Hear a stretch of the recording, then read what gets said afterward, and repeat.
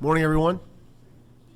Welcome to the May 10th, 2022 meeting of Henderson County Fiscal Court. As always, we are happy to have you with us, and for those watching on Facebook, we're glad you're with us as well. We will begin, as we always do, with an invocation, and Captain Benny Carringer from Henderson Salvation Army is with us to lead us in prayer. Please stand. Let's pray. Lord, today we thank you for this day that we can discuss ways that we can better serve this community of Henderson in which we live in. So, Father, as we are here and as we discuss these items, we ask that, one, you be glorified in all, but two, decisions are made that can better serve our people. Be with us throughout this meeting. In your name we pray. Amen. Please join me in the Pledge of Allegiance. I pledge allegiance to the flag of the United States of America and to the republic for which it stands, one nation, under God, indivisible, with liberty and justice for all. Mr. Clerk, would you please call the roll? Master Putman. Here. Master Moran. Here. Master Southern. Here. Master Berry. Here. Master McCollum. Here.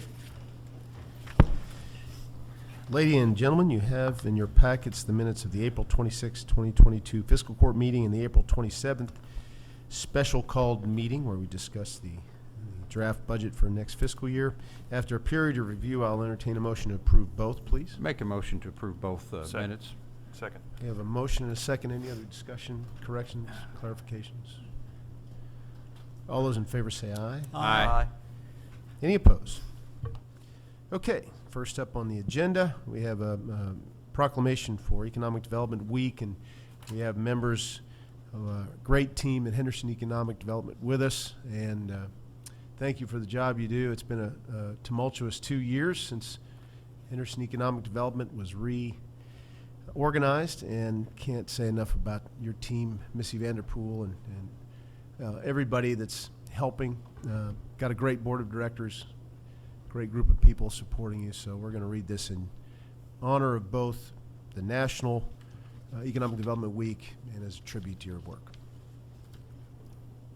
Whereas the International Economic Development Council is the largest professional economic development organization dedicated to serving economic developers, and whereas the International Economic Development Council provides leadership and excellence in economic development for communities, members, and partners through conferences, training courses, advisory services, research, in-depth publications, public policy advocacy, and initiatives such as the Accredited Economic Development Organization Program, the Certified Economic Developer Designation, and the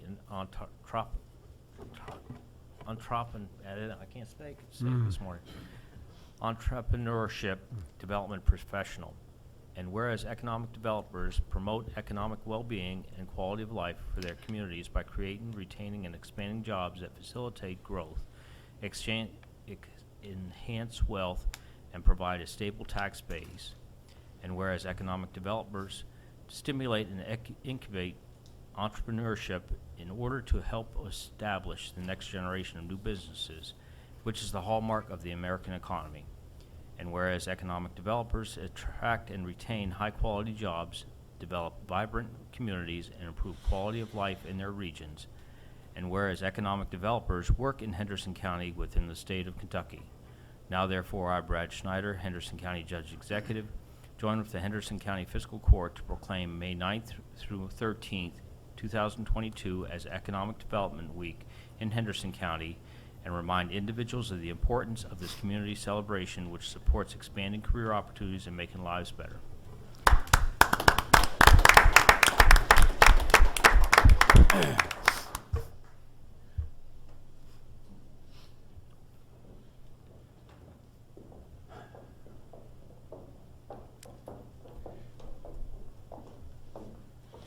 Missy, if you have a few words, and also introduce your guests. Yeah. Thank you guys so much for the support. I know we're here frequently, and everything we do, you guys support us so willingly, and we're so thankful to have your team always supporting us and helping us do what we do every day. So we really appreciate the court and the judge for all they do. And today we have some additions to the team. You're very familiar with the rock star Whitney Risley, my right hand, left hand, half of my brain, Whitney. Then joining us, we have back for her second summer as our intern, Kate McIndoe, and our shared employee with the Chamber. So as we continue to grow and collaborate with our Chamber, I think that's very vital to the success of our community. We have Madison Cranby. So we're sharing her. She spends 20 hours with us and 20 hours with the Chamber every week. Awesome, and a Henderson native who's now come back home to work. Same with Kate. Love that when that happens. And Kate, I don't know if it's okay for me to announce, but she's graduating early to come back home early. She loves Henderson so much.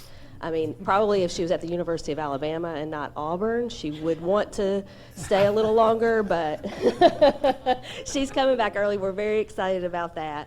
And we're Henderson's very fortunate to have both of them back home in Henderson. So. Well, thank you for all you do, and thanks for the continuing hard work and more good stuff coming up ahead. So. Yep. Right. I'd just like to make one comment. Nobody's probably noticed that they're all women, but they rock. They just do a fantastic job. I did notice that. I Yeah. did truly Can we notice take that. time to get a quick picture? Sure. So that we can.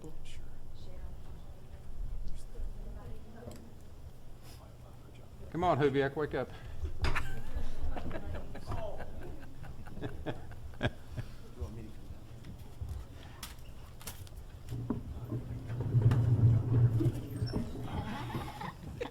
No, thank you.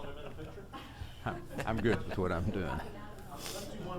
I've been moving rock. And, oh, shit.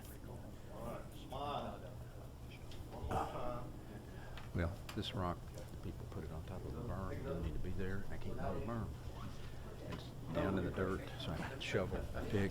Oh, it's a pain. But I'm using it to clad a ditch. I hurt last night. I was cramping. Thank you all again. Glad you're here.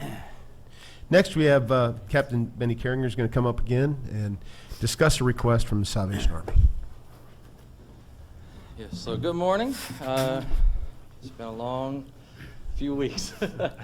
But the reason I'm here this morning is I would like to request, we met with the city of Henderson on the 26th of April to request a one-time grant of $15,000 from the city and then $15,000 from the county as well. And so just to give you a little backstory, with COVID and everything, it sort of threw a wrench into how we operate daily. And it was just a crazy time. I'm glad we're somewhat past that now. But the Salvation Army has been providing in Henderson since 1939. And throughout the years, services have changed. We've gone away from some and we've grown in a lot of others. And the one that we have seen the most growth in is our meals. That is sort of what I call the bread and butter of the Salvation Army in this community. It's providing a hot meal Monday through Saturday from 11 to 12:30. Since COVID, 2019, up until last month, we've just hit our 200,000 meal mark in that amount of time. And that may not seem like a lot, but it is a lot for one cook who only works part-time and was making sure that that amount of food was done to serve our community. And through that, we've seen many things grow and everything. And so the request that I have is to see if the county would offer us a one-time gift of $15,000 to help us continue to serve those hot meals to our community. We are starting to see our meal count rise back up. And especially when school lets out, we'll see that amount even rise higher because a lot of our folks can't get to some of the summer feeding programs that the school offers. However, we are in communication and look to finalize a deal where they could bring those meals to us to serve the children, but then you still have to worry about the parents. And this meal, I say, is probably, for some of our clients, the only meal they get on a daily basis. And we want to make sure that it is a meal that can sustain them, a meal that will fill them, and a meal that will hold them over until the next day that they can come and receive that service from us. So my request is for $15,000 for the Salvation Army to continue our feeding program to help those who are needed and needy in our community and to fill their bellies every day. A couple things, and correct me if I'm wrong, Captain, but especially during the height of the lockdown, the number of people that you were serving tripled, Yes. quadrupled. There were some days where we were serving almost 500 people in an hour and a half. And that is all to-go meals. They would come, they would pull in, they would tell us how many meals they needed. We would package those meals and put them in a Salvation Army bag and we would set the bag right beside their car. They would pick them up, put them in their car, and then they would drive off. And like a lot of other things involving the pandemic, nobody was quite prepared for that sort of huge bump in services. And many people don't know that this food isn't provided to you. You have to Right. buy it. Right, we do buy about 80% of our meals, our food. We do get some from the Tri-State Food Bank, but even on some of that, it is an incurred cost to us to make sure that it is a substantial meal. Anybody can give someone a sandwich, but when you give someone a hot meal that's a meal, 2 sides, a dessert, and a drink to carry them over, to me that can help us continue to serve and break this chain of food hunger in our area. It's a one-time grant you're asking for, but is there, and I know that you will soon be leaving us. Yes. You and your wife are being transferred to Johnson City, Tennessee. But with the incoming officers, is there a plan afoot to hopefully fix this or come closer to fixing it a year from now, within a year from now? If I'm looking ahead, and if I'm perfectly honest, the food hunger I think is going to be around for a while, especially with the way that the pricing of food is going up, the amount of cutbacks that are happening for federal SNAP benefits for families. And I just spoke with a family yesterday. There's 4 kids and 2 adults, and they only get $125 a month to provide meals for them, and that doesn't go very far when you're feeding teenagers, let alone adults. And so the insecurity will still be there, but I can honestly say that the Salvation Army, even moving forward, will do everything that we can to keep that cost minimal and to continue to serve the amount of people that we do on a daily basis with the funds that we are able to receive through local and state grants, as well as mail appeals and other events that we host throughout the year. Captain, do you still have the churches volunteering on Saturdays? We do. We have a church that volunteers the 1st, 3rd, 4th, and 5th Saturday of every month. And some of those churches have backed down. A lot of them used to provide the meal. Some of them are unable to do that now, so we still provide the meal on some of those Saturdays as well. I think there's only one that doesn't, but the other 3 do. Okay, well, I mean, our female rock star on this court, she organized that a lot, with. Well, thank you. It was good to walk into that. Now, her husband's ill right now, having his knee replaced, and surgery's coming back up again.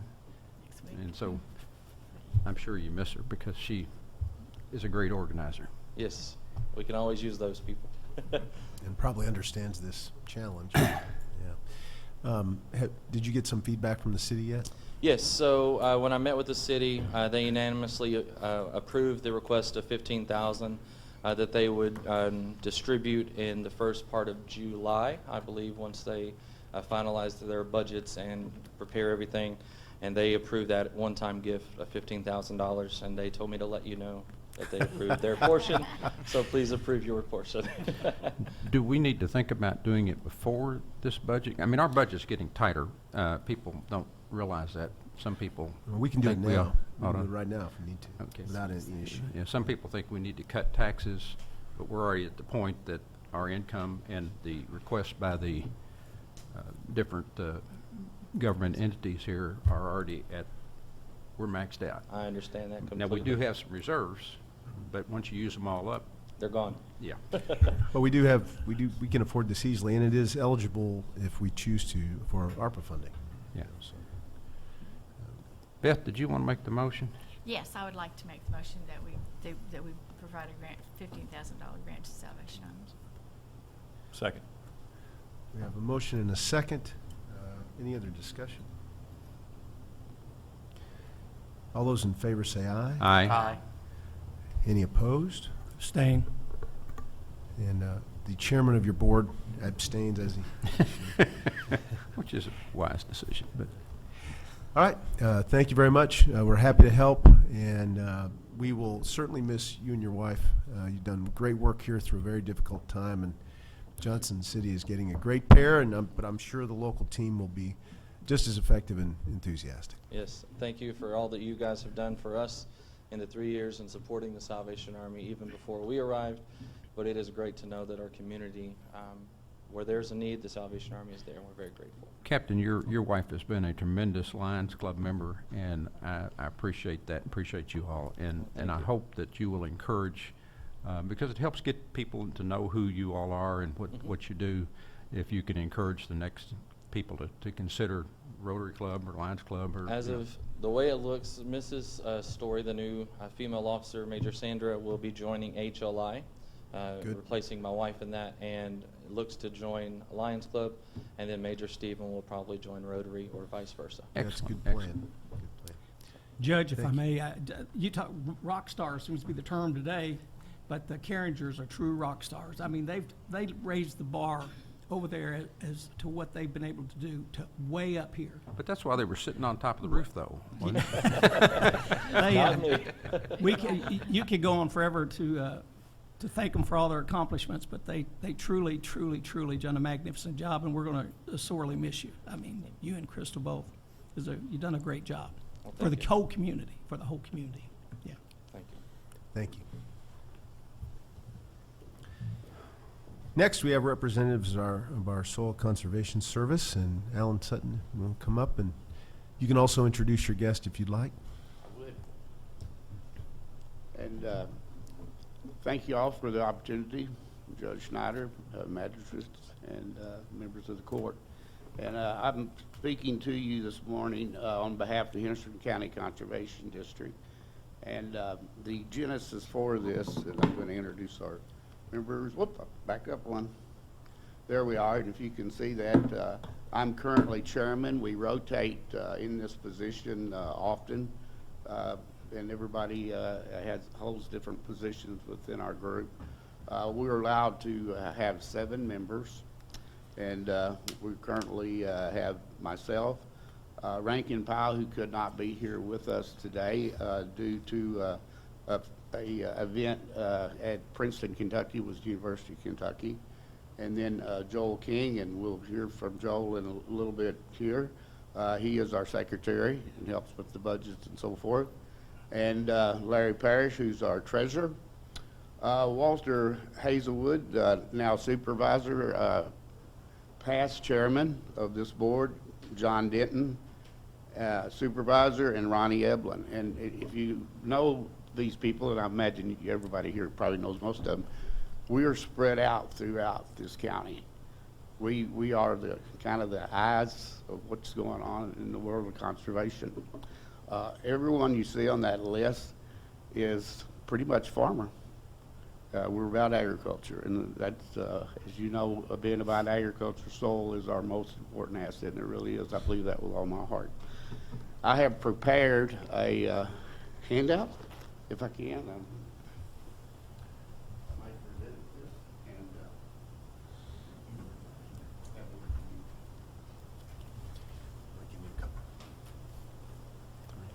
and I wanted to have that to you, and I'm not going to read everything in that, obviously, today, but I wanted to talk to you first about what we did and the genesis for the letter that you're going to see on page 1 there.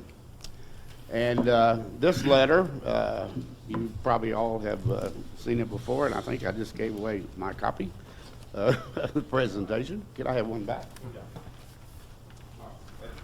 I have one, thank you. That was a bad mistake, wasn't it?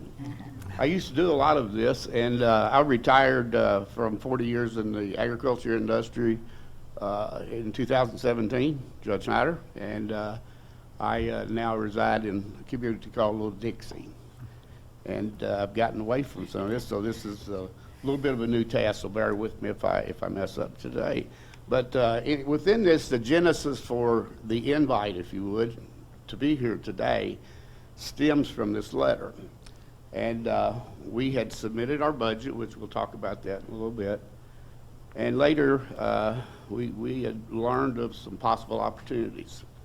Now, we are a thin unit, which we'll go into in a little bit, but this is what stemmed to today. And as you can see, and we'll talk, we have 1 full-time employee and 1 part-time employee, and we're asking for an additional $10,000. Now, this is after we've submitted our budget, so it's kind of hard to come to you after, but I'll give you some reasoning why that happened in a moment. A little bit about the history here, and This is what got me from a very young age interested in conservation. And in 1940, Kentucky General Assembly passed legislation, and it was called KRS 292, which allowed local farmers to petition and establish conservation districts. In 1941, the first district was organized in South Logan County. Those familiar, and I'm sure most of you know, that's the Russellville area over there. It's not probably 80 miles from us. And later, North Logan County, making Logan County the only Kentucky county with 2 conservation districts. The remaining 119 districts were formed on county line basis, giving the state a total of 121. And a fact that many don't know is Henderson County, we were the last one to establish our district. And that was done, and some of the original people that established that, people like G.H. McMurtry and Hugh Jones and all those people now gone, did a real great thing when they got the district going. But it dates back in history, and I've read, and I think most of you are, there's actually been books written about the Dust Bowl, because none here probably hadn't heard of it, and how bad that was. And they were over cultivating, and they were doing it, you know, there was demand. And the demand generated a reason and good pricing for wheat, and they plowed up the prairies and Kansas, Oklahoma, the Panhandle there, part of Colorado. And they had 2 years of drought in a row, back to back. And generated a lot of loose soil, wasn't any conservation practices in place. There was a dust cloud, and there's films on this, that went all the way to Washington, D.C., and it actually darkened the halls of Congress. And that got the attention of, at that time, President Roosevelt was in office. And it lasted about 10 years. And from that, President Roosevelt enacted the Conservation Service. And it was nationwide. It just wasn't for the problem area, it was nationwide. And all these districts remain active today. In Kentucky, positions that we hold as supervisors, there's almost 850 of us in the state. And we're real proud to hold that responsibility. There's purpose for the districts, and I'm not going to read everything to you. You have it before you, but our primary goal is to develop renewable natural resources within the district. In doing so, the district is authorized to undertake, sponsor, and participate in projects, activity, and programs which promote conservation.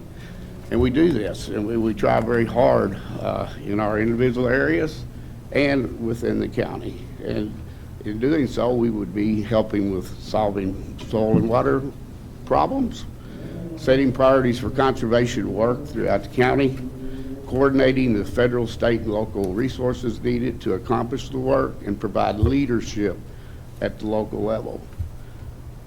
You saw how many employees we have, and we used to have DCs in every county.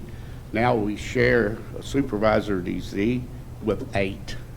You know, the NRCS is kind of pulled in horns, and part of it's understandable, but sometimes I wonder if they're most precious resources and worth paying a lot of attention to. And we're going to, we hear now, and Judge Snyder, I've never really heard anybody say there's food shortages. Now, granted, at Salvation Army, we knew that for years. But they're talking about potentially national. And we see the battle that's going on in Ukraine. And believe me, I know agriculture real well, and I know about their exports and what they raise and how many countries buy their food. There's going to be problems, big problems. They refer to it as the breadbasket for the world. I decline to say the world, but I do think that they play a large part in the world. And so now more than ever, conservation is important to us. A little bit of conservation district's role, and we have a lot. But we're obligated to the citizens, and whereas we're really, I guess, we're elected officials too, not the way you guys are, but thank God. but in so much as we have to get, signatures and petitions and go before to take an oath. And we do. All of our supervisors have to take an oath, and the oath says that they will do those things, and that the best to preserve our natural resources, we got to have people to do it. The second line tells us that, and a lot of time funding doesn't allow a lot of that. You can read all that for yourself, but a couple of other points that I would make is our job is to encourage and support conservation education. And we do that. We do it through art and writing contests. In past days, many of you have been to our banquets and so forth. And believe me, we have influenced second graders or fifth graders in their future just by learning, because they had to dig in and learn about the science of the soil and the importance of clean water. All those things, came out of those things.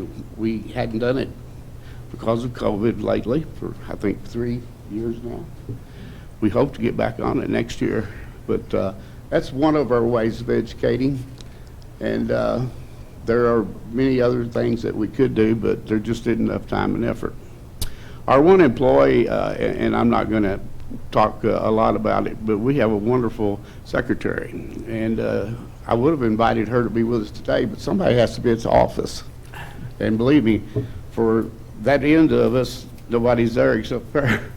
So she's there. She does a great job, and she does a lot of tasks and a lot of things that you probably would never know. So I asked her to write a report. You'll find that at the end of your report today. We have an opportunity to add an employee, and we have kind of said that in this letter. And we have an opportunity to share in the expense of this employee. And this employee would be called SCT, which is a soil conservation technician. And they would work not only in Henderson County, unfortunately, we've got to share them some, but a lot of their responsibility would be right here in Henderson. They would become our boots on the ground. They would be somewhat trained or soon trained to do the job of a technician in the county. And that is the genesis for the letter, and that is the reason behind the asking. Now, this is the first part of a budget that we've already submitted. And we did do Skip King here, or excuse me, Skip Joel King, but everybody knows Skip. All right, we got Skip. And Skip, would you like to comment on the budget in the next 4 slides?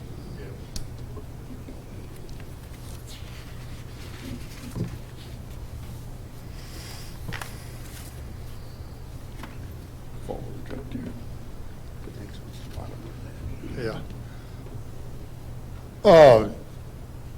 We have not been before the court for several years. We used to have some equipment. We sold that, and we've continued to operate our organization off of the funds at hand. But we do not have enough funds to fund this other position. This is the beginning of a process. Hopefully, the $10,000 would start it. But in reviewing this position, we are held liable for several things from this person. So if we go into this, we would probably have to come back to the court at some years down the road to ask for additional, with the price of wages and things going up, as you all know what it costs to keep a good employee at the present time. This employee, we hopefully will do most of the work in Henderson County. As I-69 comes through, Pratt Paper, and probably several more developments will show up through the cause of I-69. This is going to place an additional strain on our surface water and our erosion of the county. Because all these things, when you put rain down on a roof or a blacktop, it has to go somewhere. as we all are aware of what Canoe Creek has caused as the town has developed. This will only come more so. This person would work with the FSA and our soil cons in developing gully plugs, erosion control structures. At times, there is government programs to help furnish some part of this cost. As we go forward, right now the world is facing a oilseed shortage, to the point that the White House is looking at trying to pay people to raise more oilseeds. It's not become law yet, but it's, as the new farm bill is structured, there's several would like to do this. This is going to place more strain on our conservation efforts. And we're kind of given the opportunity to oversee these things. So that's where we are today. I look forward to the future, but Henderson County's agriculture is going to feel the strain from loss of farmland, our surface water runoff, and our erosion. So thank you all very much for giving me this chance to speak on this issue. Thank you, Skip. And you have both the budget with and without, and the one that now submitted, you see, we end up with a balance just under $20,000. And if we go with the budget where we are funding with this employee partnership program, now this is where they pay 75%. This is the feds. Pardon? The federal government Well, pays it? actually, NRCS is hooked in with the Kentucky legislation to do it. So I'm not sure with the check from USDA. Okay. So it is Fed. So it's matching money. It's 75% money. We're only paying 25 and they're paying the 75. Yes. I like that kind of money. I like that too. And that's why we thought it's such a good idea and we're to let you know about it. But if we do that, we're going to end up with a budget or balance on hand of about $7,000, and that's frightening. We've never really been that low. I mean, we don't have any opportunity costs left, and so this contribution of the 75% program, along with an additional $10,000, would allow us to finish more closely to a safe haven. The area I've outlined in the slide at the bottom, I'll just skip to it. That's kind of a matrix of what the salary is, and you can see as you read to the right the cost to the district, and if you add up the district costs, and there are several in there, it does come to more than $10,000. But we didn't want to be greedy. We'd like to ask for more, to be honest. But we all decided that if we could get $10,000, we could make it fly and still finish with some money at the end of the year. So today, that is our goal. You can read, I put the contract. There is a contract that comes with the employee, and there is some things to consider there, but as Skip had mentioned, we're a little concerned about the insurance aspect of it because we are somewhat, in my reading, a little bit liable, so we may have to examine that a little closer. But other than that, to get a set of boots on the ground in Henderson County, that's pretty much always going to be in Henderson County, except for some training, for a small amount of money. You better take it, because we don't get many chances like this. So, will he work with the NRCS? Yes, he will. And I had put in your handout the duties and what who he would report to and all of that. I thought I had that on the slide, but maybe not. Oh yeah, I forgot to. This is Justin Mooney, and Justin now. Each county used to have a DC, and that's days gone by. And now we have supervisors. But Justin is, yeah, we don't got enough. Justin is our person, and he covers 8 counties. And Justin, yes, if you would like to comment. Okay. Aren't we the largest and most productive agricultural county in the state without a full-time DC or Yes. somebody? I mean, it's just blows Yeah. my mind. Yeah, actually, technically, our office in Henderson County held a district conservationist, a soil conservationist, a soil conservation technician, and then they also had district employees. So at one time, it probably had 6 or 7 conservationists in the county. With the reduce of employees, as all budgets go, and retirements and people leaving from this office, obviously our services went down, and also the conservationists went down in the Henderson County. I'm the USDA side of it. I'm NRCS. I do cover 8 counties. It's the Ohio Valley Work Unit, we call it. In that Ohio Valley Work Unit, I only have 4 district conservationists, where we used to have 1 in each county. I only have 2 soil conservation technicians, which we used to have 1 in each county. And then I have only 2 soil conservation IS, which would be a district conservation and in training, if you will, for the thing, and we used to have 1 in each county. So we do less with more, or more with less, rather. But saying that, our Ohio Valley Work Unit is probably one of the largest in the state as far as government funding programs for conservation practices in your area.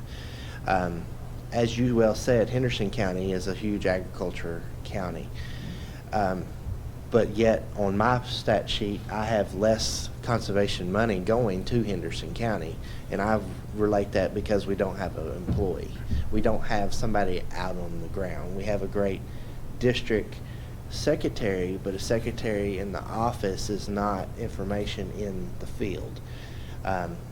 The state of Kentucky has hired, they're going to be hiring 60 75-25s across the state. As of right now, there's 50 of them hired, so that means there's about 10 left to get. And these are almost automatic agreements. We just have to, you have to request it, and you have to come up with your 25%. He did say that, you know, we'll be able to share this employee. See, 75% of this employee is a federal employee. So there's 2 things to that. Obviously, I have a county work unit. I'm the supervisor. I have pledged to all my districts that has a 75-25 that I will primarily keep them in that county to do their work first. If there's a time that we need them somewhere else for a day or 2, they have the ability to do that under that 75%. We're talking about education. When you only have 1 person in the office, it's hard to get out and do education and keep the office going. So this would probably be a good position to put a lot of that on them and to get back out around the school systems, around some of the younger kids to relate conservation, farming, food, natural resources in general to the public, the general public. Speaking just out of just pure experience, I started out in school. We had a day, we had Ag Safety Day. We had it probably a couple years when I was in, I think, 3rd and 4th grade. I still remember a lot of that, and the soil conservation people was there. They related everything as a whole, and that kind of stuck with me. Now, I went on through and went into college. Once again, I met with some of our local conservation things. We had a class. We did a surveying thing, and then I decided this is what I wanted to do. So I have come from that position, and I started at the time was a 50-50 position, which was 50% government funded and 50% county funded, and that's how I started my career, and I finally got on federal. So when we bring this employee to Henderson County as a 75-25, the funding is guaranteed. I think we can do up to 5 years on this. So you basically get your first 5 years, it's going to be kind of guaranteed that we could do. And then the other part to that is while we're training that employee, even though they're 75-25 funded wise, that employee is going to retain the information and the training that they need to become a federal employee, and maybe we can hire a permanent technician in Henderson County, and we already have somebody there that we can kind of cherry pick from and then kind of continue those funds. So that's my idea for it, and that's kind of the state's idea, is we're trying to get some of these starting out positions somewhat trained. That way when they become a soil technician, or if they want to become a soil conservationist or district conservationist, they have the roots of what they can do. So as far as that, I mean, I highly recommend it. We have several counties that are just now getting one. I think McLean County just acquired one. Davis County has got one. Ohio County, Webster and Union are sharing one. So there's a lot of them becoming more relevant, because I don't have the staff yet to come to Henderson County. Now, I'll just say one comment about that. I highly recommend to put some pressure on some people in my agency to get a full-time staff here. They've said that it's coming, but you know, anything What else helps. can we do to help that? To be honest, I think a phone call to the state conservationist would be a good start. You know, you could follow that up with With a letter from the court? With the letter from the court. You know, any kind of governor or any kind of thing you want to bring in there. You know, if you know them, you know, get in their ear and say, hey, you know, contact this person. It's well needed. I feel like just something that I'm working on right now. I've been proposed to bring in national funding. It's not state funded. To bring in some money to Canoe Creek watershed for conservation practices for the whole, for farmers in general, and that's going to be basically looking at cover crops, no-till, drainage practices, anything, not only management practices, but actually drainage stuff on the ground, anything that can come to it. And you know, there's a need.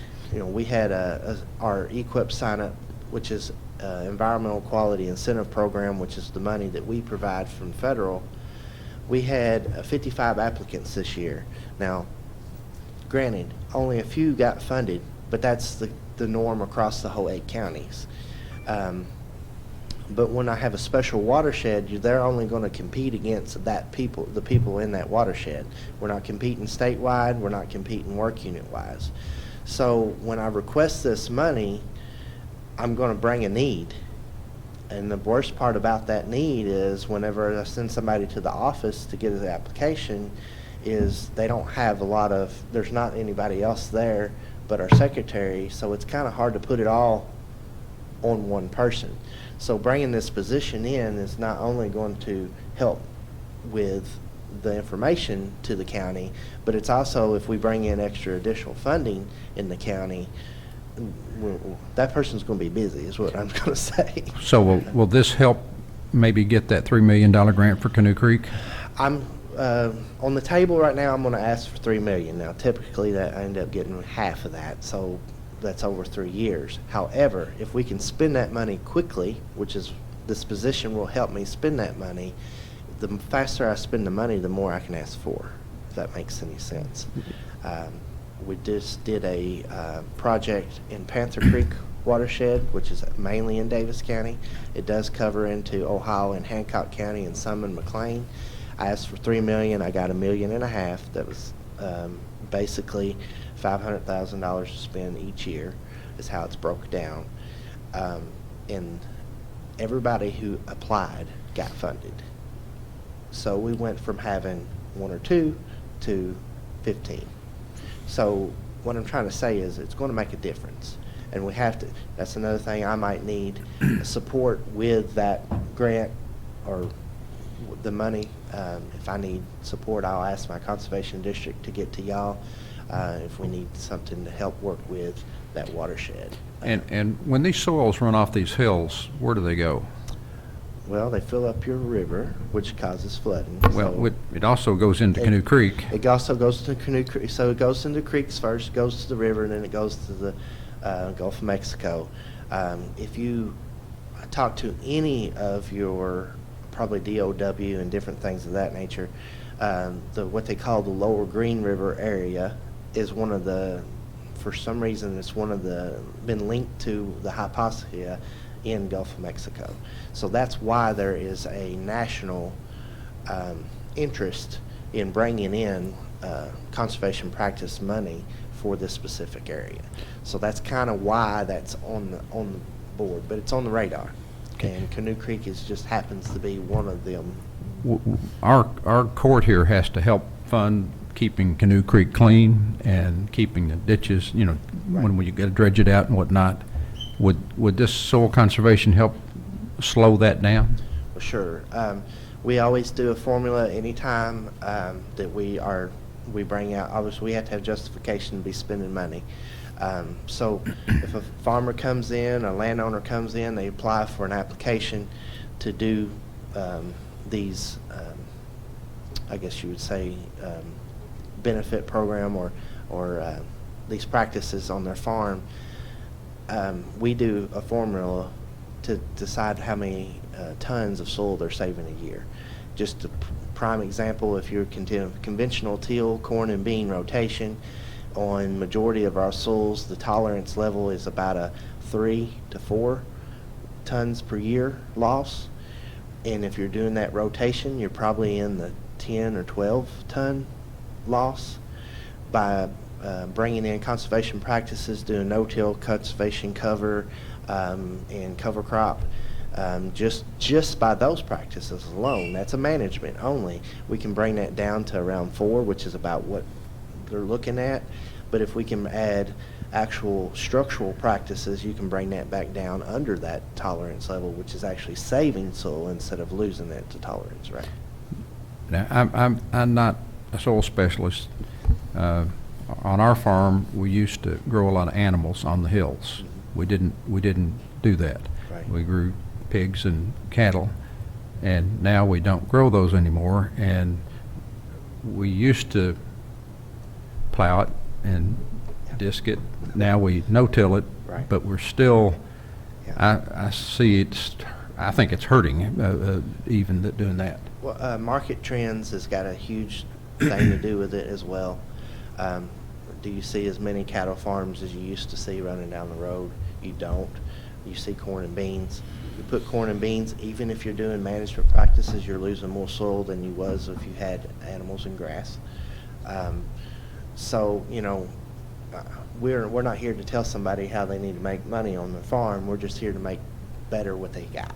And so that's kind of what we're here for. But I do, you know, as a federal employee, you know, this would help, in my opinion, seems to have helped a lot of the local information, trying to get things out, boots on the ground with one of these positions. So I do think that they do help, and I have seen it help in other places.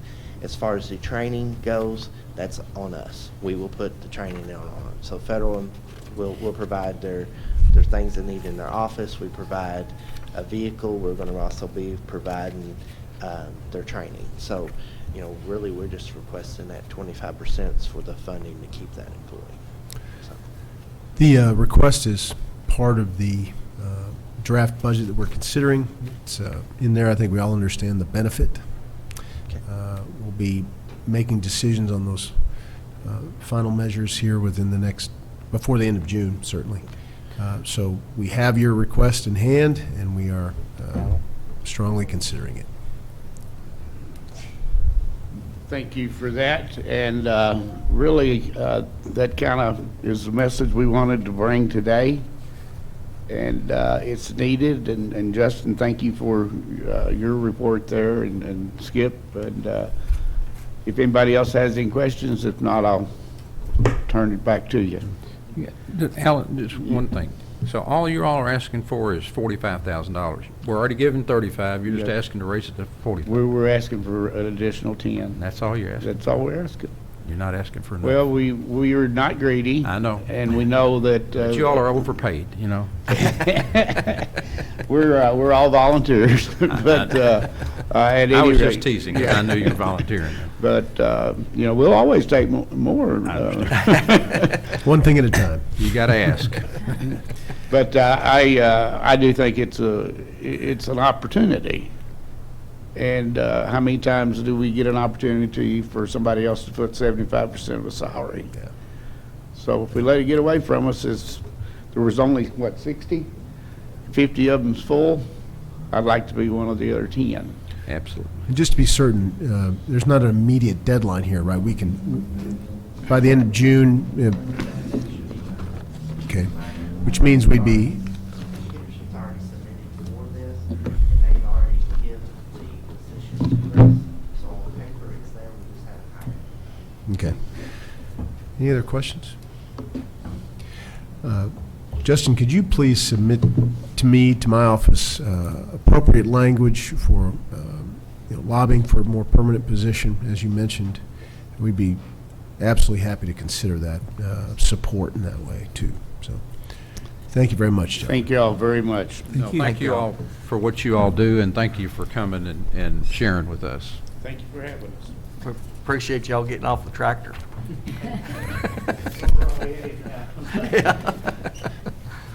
Thank you. He'll be going back soon, too. Next in your packets is a resolution that we must do every year now to continue to let DLG know that we want to keep a certain amount of money back for the airport project. You might remember that we approved this money a couple years ago. We have not expended it yet, but the state requires us to send them notice every year that we want to keep it as it is, ready to go when the airport needs it. So any other questions about this resolution? I'll have the clerk read it, and if you would care, we might just read the summary. This is pretty rote material here, so is that okay with everybody? Yes. Okay, can you just read the summary? Adoption of a resolution of the Henderson County Fiscal Court authorizing the filing of Kentucky Local Government Economic Development Fund, House Bill 1 Project Proposal Grant Application for up to $339,798.75, and Local Government Economic Development Single County Funds with the Department for Local Government, authorizing and directing the Henderson County Judge Executive to execute any documents which are deemed necessarily by the DLG to carry out this project, and authorizing the Judge Executive to act as the authorized correspondent for this project. We have a motion? So moved. Second. We have a motion and a second. Any other questions about that? All those in favor say aye. Aye. Any opposed? Next is also an annual task of ours, is to approve the receipt of county road aid funds. You see the amount on the first page there, 1.461 million and change. This is an increase year over year, which is nice. Master Southern, these are not the flex funds that I'm sure we plan to utilize in the same way we did last year. This is the basic county road aid contribution we get every year. We'll be hearing, I'm sure, later in the summertime, a presentation about the possible use of flex funds and what we want to do with that. May 24th. Yeah. So it's right around the corner, actually. This is the way that Henderson County has been receiving its funds for rural and secondary road aid for the last 25 years that I've been here, and I believe before that also. Breaks it out where we get funding in 3 increments, and it helps us with our finances through the year, doing our job, so, the road part. The agreement does have one little alteration we'd like to make. And Mr. Gold, you can remind everybody about the indemnification Yes, on challenge. paragraph 8, numerical paragraph 8, I recommend pen and inking to the extent allowed by law prior to the indemnification section. A portion of the Department of Transportation's legal staff has realized that counties can't do that and changed most of their contracts, but apparently the part that is responsible for this particular contract has not added that language in there. Under the Kentucky Constitution, the state can't agree to indemnify, and the county is a subdivision of the state. We can't agree to indemnify even the state. So, So we'll but we add go that. round and round with them pretty regularly on that, and eventually they change it. So when we pen and ink it, they're fine. We will include that little clause in there. Any other questions about this? Only one thing I'd like, paragraph 7 requires us to get the right-of-ways. I would like to encourage us once again to, every time we do anything on a road and somebody wants something, we need to ask for the right-of-way. And we need to get some forms or something, and every magistrate should be a notary, and we ought to get it signed and notarized, and it needs to be recorded in the clerk's office. I know several that we got when I was county attorney, they never got recorded, and it's going to come back and haunt us in the future, and we ought to do it. Any other questions? You get a motion to approve? Oh, I'm sorry. We'll read the resolution. Resolution adopting or approving the execution of the county road aid cooperative contract between the Fiscal Court and the Commonwealth of Kentucky Transportation Cabinet, Department of Rural and Municipal Aid for the fiscal year beginning July 1st, 2022, as provided in the Kentucky Revised Statutes, and accepting all roads and streets referred to therein as being part of the county road system. Be it resolved by the Henderson County Fiscal Court that the Fiscal Court does hereby accept all roads and streets referred to in said contract as being part of the county road system, and as the Fiscal Court hereby ratify and adopt all statements, representations, warranties, covenants, and agreements contained in said contract, and does hereby accept said contract, and by such acceptance agrees to all the terms and conditions therein stated. And the county judge executive of the county is hereby authorized and directed to sign said contract as set forth on behalf of the Fiscal Court of Henderson County, and by the county clerk of Henderson County is hereby authorized and directed to certify thereto. Get a motion to approve. So moved. Second. We have a motion and a second. Any other questions? All those in favor say aye. Aye. Any opposed? Thank you. Next, we have a renewal of the Detention Center's HVAC maintenance contract for this spring and into fall. And this will be rebid next January, but for the moment, the Detention Center would like to renew it for the rest of this year. And anything you want to add, Deputy Todd?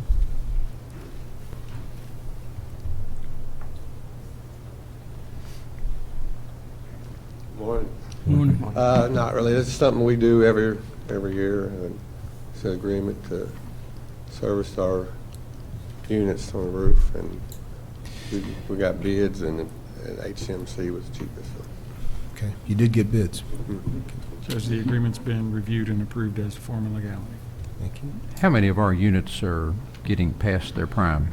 We have, at least, we went up there and looked the other day. We have, there's about 4 that's probably going to, we got one that's kind of critical over the A-Hall, but we probably got about 4 that going to need some attention or replacing or something down in the future. They're getting to their end of life, I think. Yes, sir, they are. Yeah. We do quite a bit of maintenance work on them. Any other questions? Make a motion to approve. Second. We have a motion and a second on this contract. Any other questions? All those in favor say aye. Aye. Any opposed? Thank you.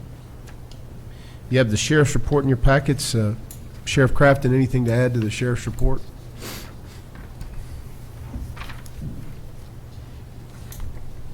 Get a motion to accept the, So approve moved. the sheriff's report.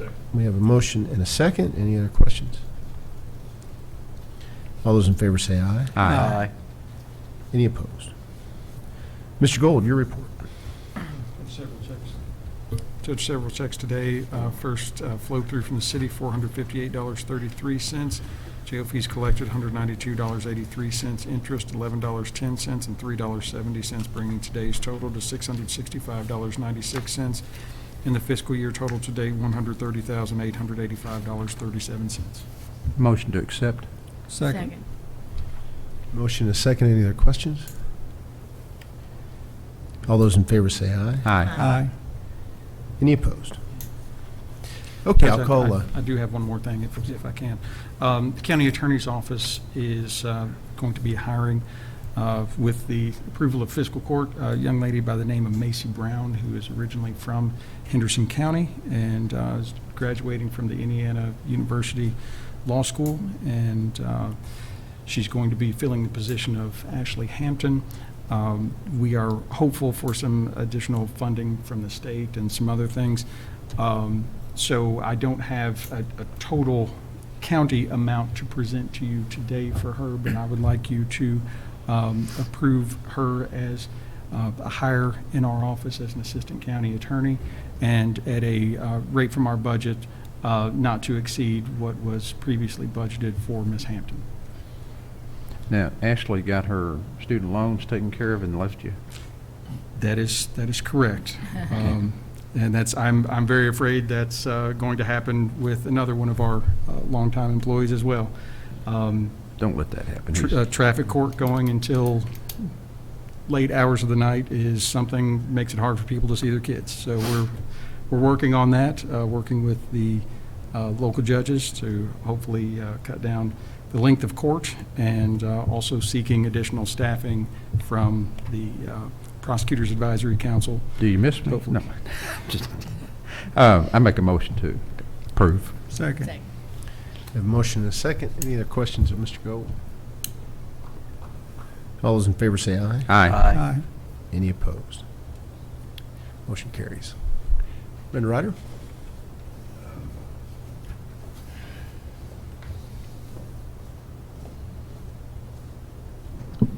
We have a budget amendment first. This is the first reading of Budget Amendment Number 3 for the current fiscal year. This is amending in unbudgeted receipts from the road fund of $376,300. The receipts are from FEMA, $334,100, recycling receipts, $25,200, miscellaneous revenues, $17,000. The corresponding appropriations for this is also the road fund, contracted construction, $100,000, bridge construction, $51,000, maintenance repairs, equipment, $200,000, new machinery, equipment, $25,300. The total of this budget amendment, $376,300. Second. We have a motion and a second. It's always good to get unexpected revenue. And I will point out the increase in recycling receipts. For better or for worse, that is partly due to the current political situation in the world, and the value of those commodities has increased. Metals have gone up tremendously. So we'll try to take advantage of that while we can, and I really appreciate all of Nancy Watkins' work in trying to maximize our taking advantage of some unfortunate circumstances otherwise. So. Bill, how much money have you gotten back? And I know you have to do the work to get it back for the flooding and FEMA money. Say that again, Charlie. How much money in the last few years have you gotten back from the FEMA money? And I know you have to do the work and file the applications. As well as Kurt Wiesen, who has Kurt does a tremendous amount of work. But What would you say, Kurt, in the last two years, about close to probably 900,000 to $1 million is what we've got back in the last 2 years. Okay. This last refunded amount was for 334 and change. So if you have an emergency, they just give us that money? No, they do not. They come down. Things have changed a lot from the first disaster that I was associated with in '97 on how the monies and funds are distributed and how they're figured up also. basically, the county has to eat the majority of all the costs up front, especially on the initial cleanup. That's You might repeat that. yeah. So we have to eat that. But most of it's force account work with our equipment and things like that. Then when it comes back to actual reconstruction is where the materials come into play. Rock and or other types of materials that might be needed to repair drainage structures, bridges, things of that nature.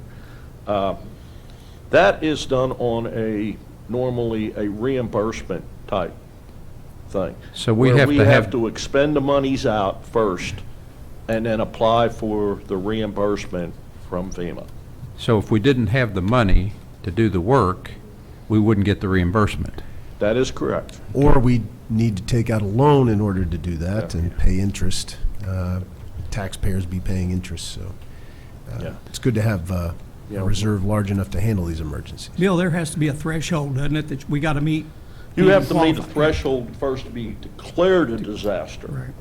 Right. And then once you meet that threshold, then FEMA comes down and does their initial assessments to make sure that you really do qualify. And then along with the assessments, they look at each individual damaged structure. And we're talking infrastructure. It's got to be a road or drainage structure or something like that. This has nothing to do with private property. This is dealing with governmental maintained infrastructure. Once they do their initial assessment, then we have to agree on what that assessment number is based upon the width of the road, the amount of rock, the price of the rock, the price of hauling it, things of this nature, to come out with that number that they come up with. And then I have to sign off on that before it gets put into the system. We have to come to an agreement, FEMA and your designated applicant agent, which is me at this time, which will probably be changing here shortly. But so then once that happens, then it gets thrown into the system. And once it's thrown in, then it comes back down with the actual project and the work order. And at that point, then you can start.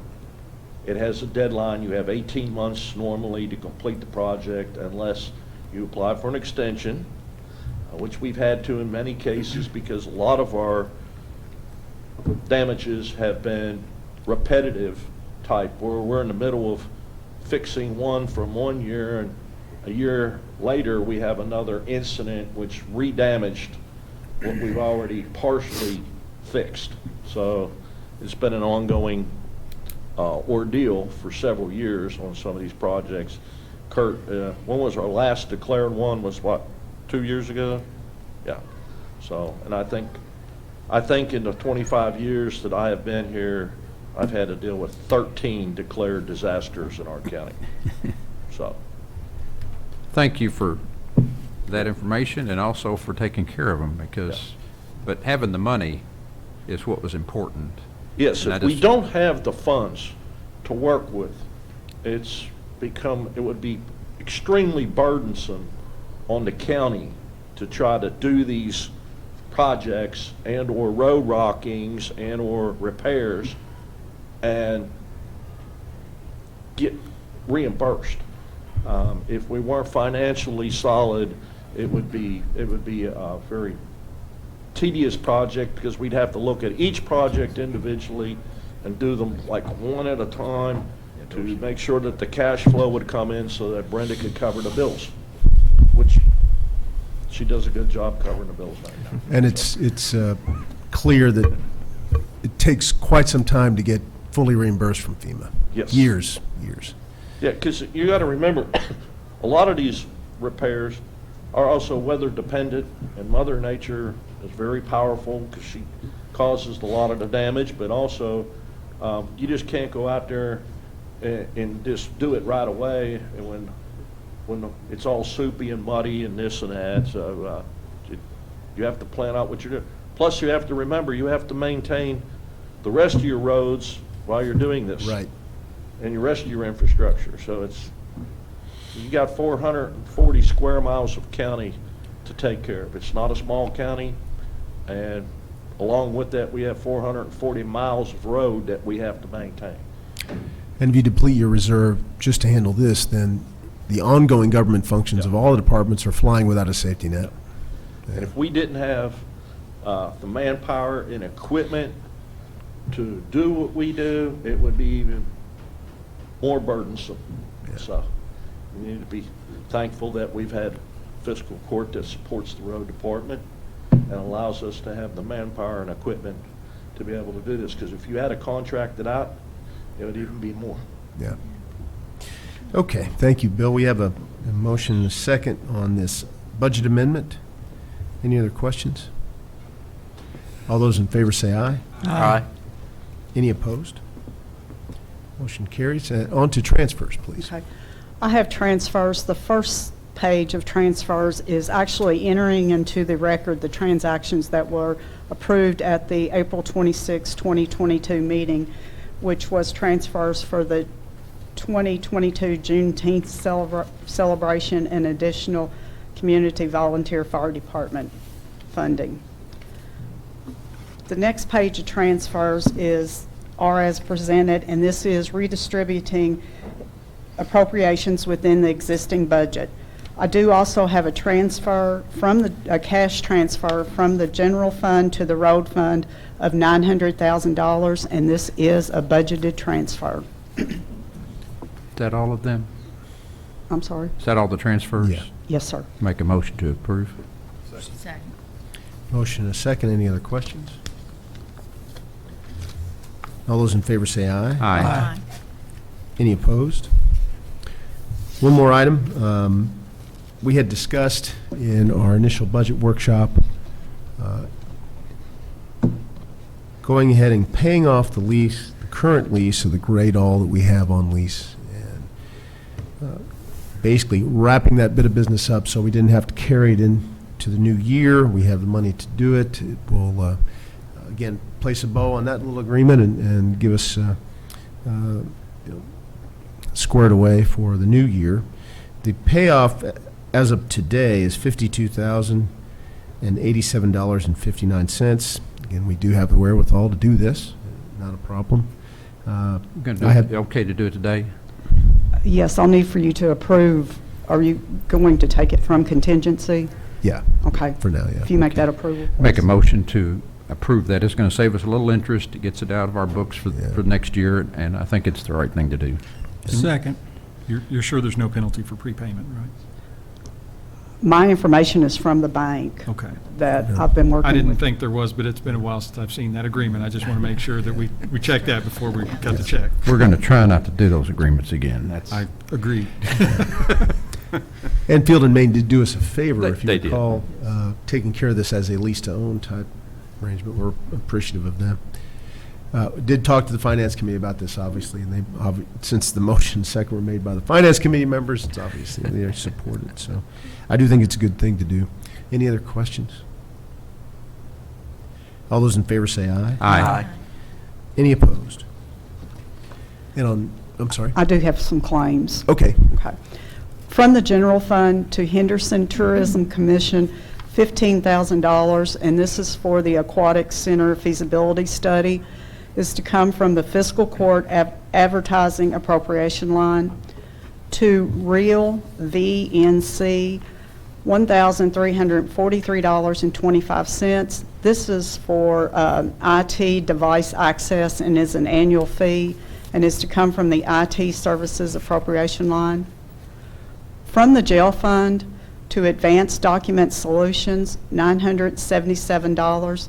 This is a copier lease and is to come from the data processing equipment appropriation line.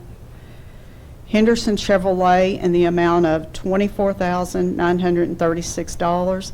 This is for a 2018 Dodge van and is to come from the Prisoner Transports appropriation line. Kentucky Jailers Association in the amount of $725. This is for the June conference registration and is to come from the staff training and travel appropriation line. To Skinner Design Associates, $12,418.04. This is for the CSC building renovation project and is to come from the building repairs and maintenance appropriation line. This total represents 80% of this overall invoice for Skinner Design. Also to U.S. Bank, which is the credit card, $3,754.40. The majority of this is to come from office supplies and prisoner transport appropriation lines. Making a motion to approve. Second. We have a motion and a second. Any other questions? All those in favor say aye. Aye. Aye. Any opposed? Thank you. And in relation to the budget, I would propose that our next budget workshop be 10 a.m. on Friday. Can you check your calendars and see if 10 a.m. on Friday works? I don't expect that to be a long meeting. 13th? I think that's correct, yes. Yeah, that's the bad thing. It is Friday the 13th, and we're doing a budget. Better be careful about how long I say it takes. I like 13. I have a trial that morning, but I might be able to get somebody else in the office to cover it. Okay. And can Kyle join us that day? Too? Might, As long check as he's it. not the one doing the covering. We are a little short-handed right now. But might yes, check. we'll- The ends we were looking to tie up after the end of the workshop, I think, working with department heads, we have. And so I'll be briefing you on that. So it should not take very long, but why don't we just plan on 10 a.m. on Friday? Okay. Thank you very much. Before we go into good of the county for the magistrates, anybody from our audience would like to say anything for good of the county? Mr. Johnson, any update on Human Rights Commission? Okay. Nancy Watkins, let me take care of Nancy first, if you don't mind, Bill. We would like to add a community cleanup day on July 15th and 16th for Roberts and Cairo. It will be from 8 to 3, just like the others. And I would like for each of the magistrates to pick a couple of roads that are in desperate need of litter abatement cleanup too, and get back with me, email me, except for Tim Southard. Because he's a pet, and Keith Berry, they're both pests. So you're just wanting one, so. Yeah. So Beth, what do you want? I never hear from Beth Moran, so she's good. I don't complain like that. Nancy, can you remind me when the first cleanup day is? It's coming up, right? It's This weekend is Zion and, you caught me off guard, Zion and Niagara. Okay. Yeah.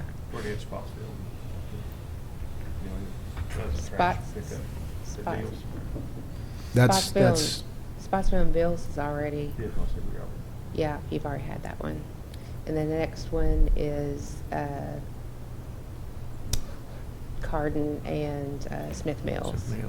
So this weekend is Zion and Niagara. Zion and Niagara, Zion. yes. And that's Friday, remember the times? Yes, 8 to 3, And Saturday, Friday and Saturday. 8 to 3, okay. Mhm. All righty. All Thank right. you very much. Thank you, guys. Thank you. Anybody else for good of the county? Yes, sir, Bill.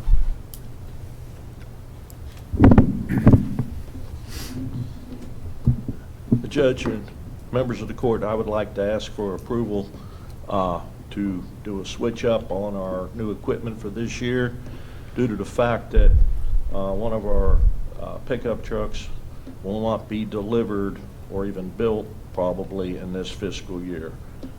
We ordered the vehicle last September. They're telling us right now the potential build date is in the second week of June. So it's going to be beyond our fiscal budget. The pickup truck was ordered off of the state contract at $36,553. We would like to take that money and move it over. We have a Bobcat attachment for asphalt milling that we can utilize on our rubber-tired Bobcat that was appropriated 2 years ago through a recycling grant and is used at Recycle with our mulch at the park and other areas throughout the road department. As you all know, last year, the only really complaint that we had was some of the, where the new asphalt met old asphalt on intersections. This machine will be capable of cutting a keyway at those intersections, which will help meet the needs of tapering the asphalt into the old asphalt, the new and old, with a minimal differentiation in height.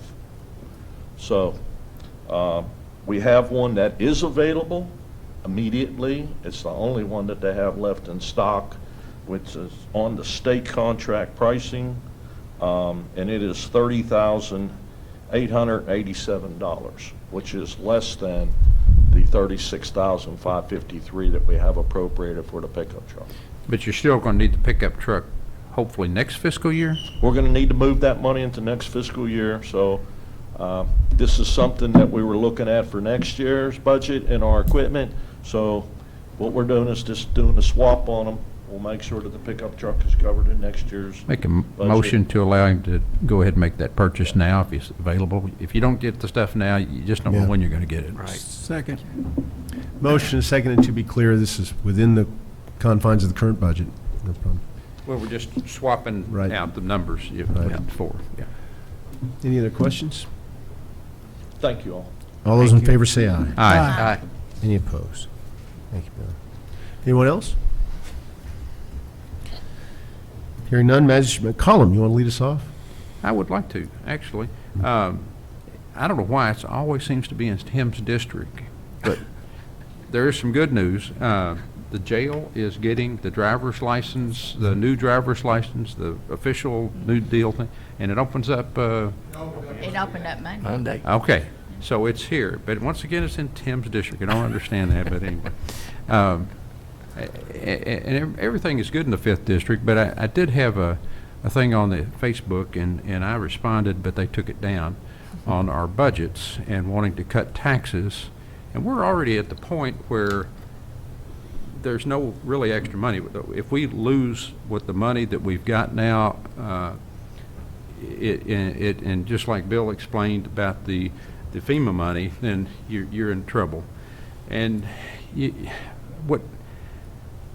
I lived 8 years in, I'll call it hell, because fiscal court had no money.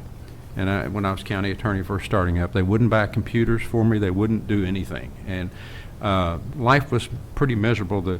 The county clerk's sister, well, the clerk's not here, but I think she would agree with you that what it was like back then, and it wasn't good.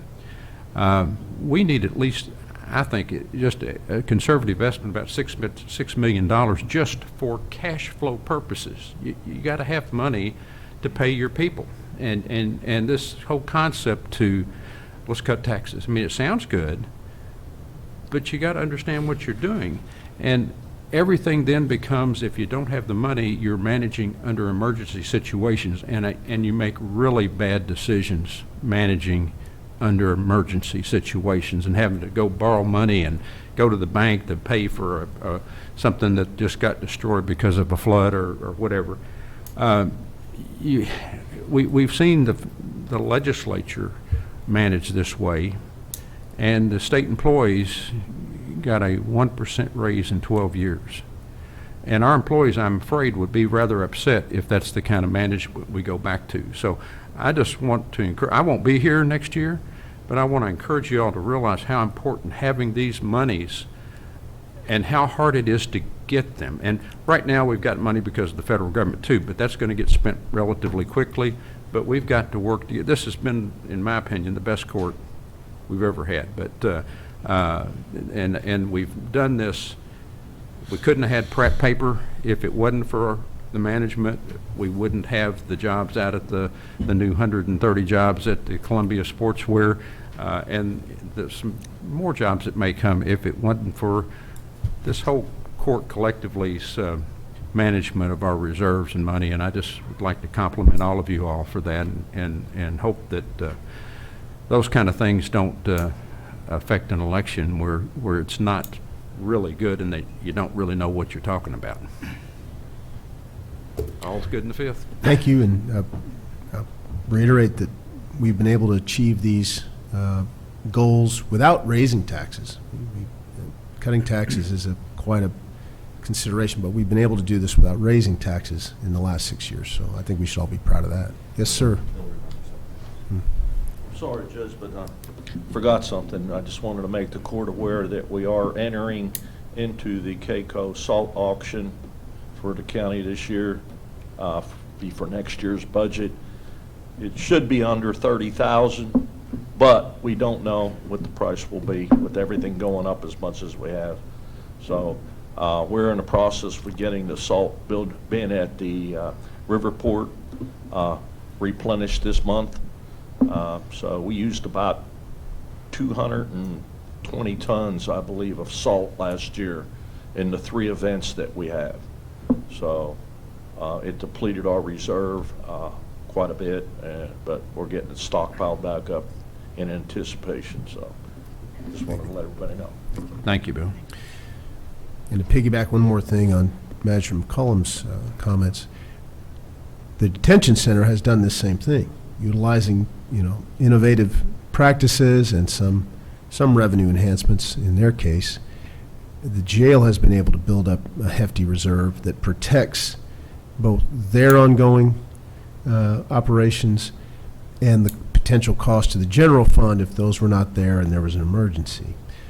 So it's good to know the jail has followed suit in that management practice, and it only strengthens the position of county government and helps us not have to raise taxes. So, Magistrate Berry? I don't know what to say after all that. Thanks, Charlie. That was good. And I get Reverend Johnson, what Charlie said, I took out of that is it's better to have money than not. Can everybody agree? So I think he's right on the money. That's right. Just thank everybody. Kenny, thank you for the job you do. I know you do a great job. Thank you. Sheriff Crafton, everybody in here does. And Nancy, thank you for the trash pickup. You know how I am about trash. I'll call you in a minute, won't I? So I can give you roads. I can probably give you 10 sitting right here, but I won't. No, that's okay. I'll get with you. But thank you for that, because we do need to get those going. And I know the jail's not doing that anymore right now. And, our roads, people come into town. That's the first thing they see. Come down 41. It looks like the landfill on this side of the bridge. It's just terrible. So thanks. We'll get that. We're going to work on that. So everything's good in the first. That's all I got, Judge. Thank you. Thank you. Mr. Gold. Just a couple things I want to note. First of all, I want to thank the folks from the Soil Conservation District for being here and the good work they do, because, in addition to that, they also deal with a couple of the watersheds. And I know you all probably remember being bored about a year and a half ago after I told you about some of the issues with some of the drainage districts. What happens with the watershed districts under the soil conservation districts, they're kind of under their umbrella. That's a whole lot cleaner way to do things, and the way they do it is really good. And I really encourage that we support what's going on there, and even looking at whether some of these other districts out there might better be under that umbrella. But also, as it was mentioned earlier about what rock stars we have in economic development, and it was very good that they were recognized today, because Missy and Whitney and their whole team they're on it, and they keep knocking it out of the park for us, and it's something definitely to be recognized. I do want to thank the judge and Sheriff Crafton and everybody that was out at the FOP Memorial for Fallen Officers yesterday. That was it's always a good and kind of somber event. As we know, law enforcement line of duty deaths are on the increase nationally, and something that we need to keep in mind, that there are people out protecting us, putting their lives on the line to try to make sure that we are safe and can live our lives. And just appreciate the fact that the FOP puts that on and reminds us about that every year. And also want to, even though he left, wanted to call out the Carringtons for the great job that they've done, or I'm sorry, Carringers, at the job they've done at Salvation Army. It's just fantastic. They came in not the greatest of situations and have done a whole lot of great work. And I think the next folks coming in are going to be in a really great position. I'm part of the United Way team that looks into the Salvation Army, and so's Mr. Wiesen, and we were out there visiting recently, and just the stuff that they've been able to do, and the needs, the real needs, and the poverty, and the kind of first line type things that they're dealing with, making sure that people have food in their bellies, that kids have food in their bellies, and things like that. It's just it's sobering sometimes to realize that that we have that kind of need in this community, but it's also great to know that there are people out there stepping in and making sure that those needs are taken care of. And I know Magistrate Putman and Magistrate Moran have both been really involved in that. So thank you all for that. And I think the Johnson City, Tennessee is getting a great couple from us, but I hear the folks coming in at the Salvation Army are going to be fantastic too. Other than that, things are good in the County Attorney's Office. Thank you. Magistrate Putman. Thank you, Judge, but hard to follow all that, honestly. Ditto to Magistrate McCullum and Barry and Mr. Gold. Thank you for the comments about the Salvation Army. As you know, that war on hunger will never end. I don't believe it'll ever end. You know, and during that COVID, Captain Carringer didn't say much, but even the store, you know, we was running, we were losing revenue to the tune of something like $60,000.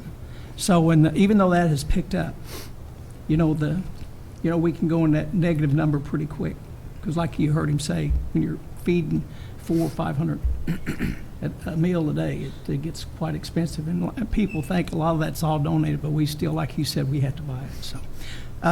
My one road in District 4 is in good shape, and all is good in the 4th. Thank y'all.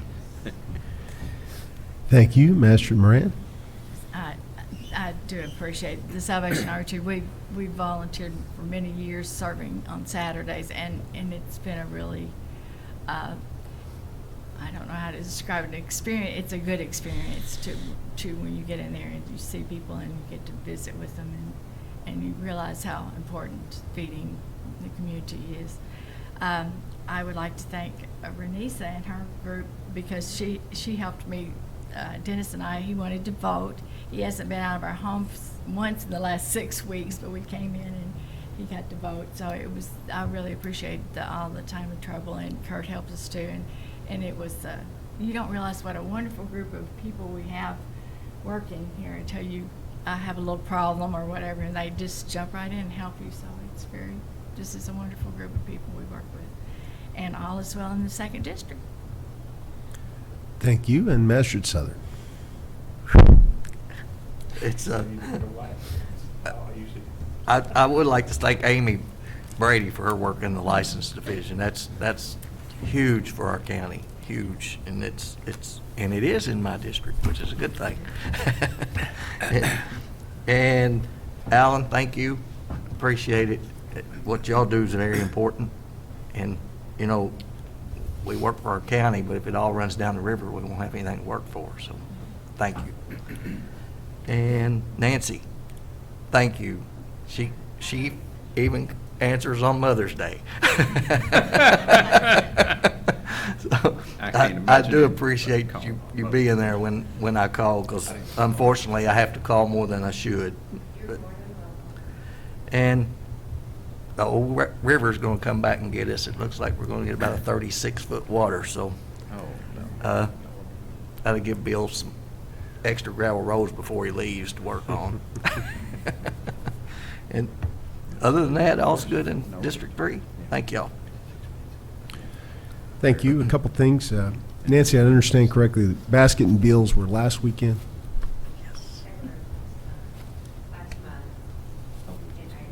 How'd it go?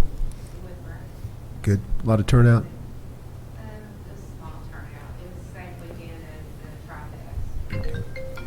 Maybe we continue to push and market the upcoming weekends, because obviously anybody in the county can take their items anywhere. We encourage people to try to stay close to home if they can, but anybody can go to any of these spring cleaning events and take advantage of them. So thank you, and I'll be in touch soon about how we can help promote those. And also thank our people who are working on Saturdays to help make that happen.